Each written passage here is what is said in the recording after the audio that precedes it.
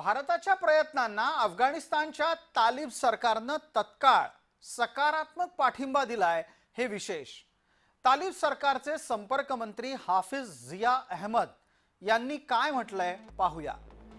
ते म्हणतात की भारतानं वैद्यकीय उपचारांच्यासाठी अफगाणी नागरिकांना वेगानं व्हिसा उपलब्ध करून द्यावा। द्विपक्षीय करार दोन्ही देशांमध्ये वृद्धिंगत व्हावेत असंही त्यांना वाटतंय। भारताच्या तुरुंगामध्ये जी अफगाणी कैद्यांची संख्या आहे ती चिंतेची बाब आहे हे लक्षात आणून देत या अफगाणी कैद्यांची वेळेत योग्य प्रकारे सुटका व्हावी हा विषय सुद्धा भारत आणि अफगाणिस्तानच्या दरम्यान चर्चेचा महत्त्वाचा विषय ठरला।